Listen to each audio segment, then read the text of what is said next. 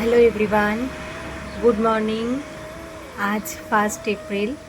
তো সকাল সকাল তোমাদের সাথে ব্লগ শেয়ার করছি। আর বাজে এখন মোটামুটি সকাল 7টা। আজকে সকাল সকালই তাড়াতাড়ি করে ঘুম থেকে উঠে পড়েছি। আজকে থেকে সোনুর সেশন শুরু হচ্ছে। 1 এপ্রিল থেকে নিউ সেশন। তো আজকে স্কুলে যায়নি, ও কাল থেকে স্কুলে যাবে। ব্লগটা এই জন্যই সকাল থেকে শুরু করা, আর এগুলো তোমাদের জানানো যে আজকে আমাদের বাড়িতে কিছু স্পেশাল মানুষ আসবে। তার মধ্যে একজন হচ্ছে একটু বেশি স্পেশাল।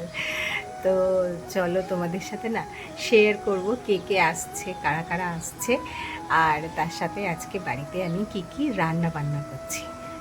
চলো গিয়ে দেখাই তোমাদের কিচেনে যে কি কি রান্না বান্না করছি। কিচেনে চলে আসলাম, আর দেখো ঘুম থেকে উঠেই আমি কাবলি ছোলাকে আগের দিন রাত্রে ভিজিয়ে রেখেছিলাম। ঘুম থেকে উঠে আগে কিন্তু কাবলি ছোলাটাকেই বয়েল করতে বসিয়ে দিয়েছিলাম কুকারে। বয়েল হয়ে যাওয়ার পরে আমি দুটো কড়াইতে একদিকে বসিয়েছিলাম হচ্ছে মাটনের জন্য আলু আর পেঁয়াজ ফ্রাই হতে, আর একদিকে আমের চাটনি। তো আমের চাটনি তো হয়ে গেল, আর এদিকে মাটন ম্যারিনেট করা মাটনটাকেও দিয়ে আমি অনেকক্ষণ ধরে কষিয়েছিলাম। কষানোতেই এমন সুন্দর কালার এসেছিল কি বলবো। আর এই যে দেখলে, এটা কিন্তু আমি মাটনের কিমা দিয়ে কিমা চানা রেডি করব বলে রেডি করছিলাম। তো এইদিকে আমি মশলা দিয়ে কিমাটাকে প্রথমে ভালো করে হচ্ছে কষিয়ে নিয়েছিলাম। যখন তেল ছেড়ে আসলো, কাবলি ছোলাটাকে দিয়ে অনেকক্ষণ ধরে কিন্তু মিক্সড করেছিলাম, অনেকক্ষণ ধরে কষিয়েছিলাম। তারপর সামান্য পরিমাণ জল আর নুন মিষ্টি দিয়ে বেশ অনেকক্ষণ ধরে ফুটতে দিলাম। আর দেখো একদম রেডি হয়ে গেল আমার কিমা চানা। কি দারুণ কালার এসেছিলো, তেমনি কিন্তু অসাধারণ খেতে হয়েছিল।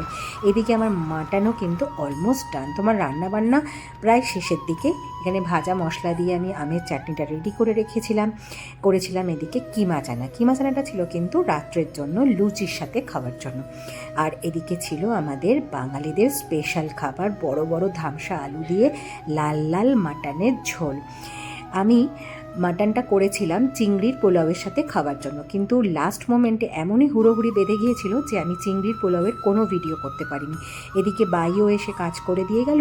আমি কিন্তু আর সোনু দুজনে মিলে ঘরগুলোকে একদম সুন্দর করে সেট করে নিলাম। এদিকে কিচেনটাকেও ভালো করে ক্লিন করে সুন্দর করে সেট করে নিয়েছিলাম। আর এই যে সেদিনকে মটকা কিনেছিলাম না গিয়ে, তো সেই মটকাটাকে কিন্তু আমি 2 দিন ধরে জলে ভিজিয়ে রেখেছিলাম, আর তারপরে একদম আরও নিচেই রেখেছিলাম মটকাটাকে, জল ঢল ভরে একদম রেডি করে রেখেছিলাম। দেখো হলটাকেও সুন্দর করে গুছিয়ে নিয়েছিলাম। তো চলো এখন সেই স্পেশাল গেস্টদের আসার অপেক্ষায় হচ্ছে কি আমরা বসেছিলাম। স্পেশাল গেস্টটাকে তোমাদের সাথে আগামী ভিডিওতে শেয়ার করবো। চলো আজকের মতন টাটা।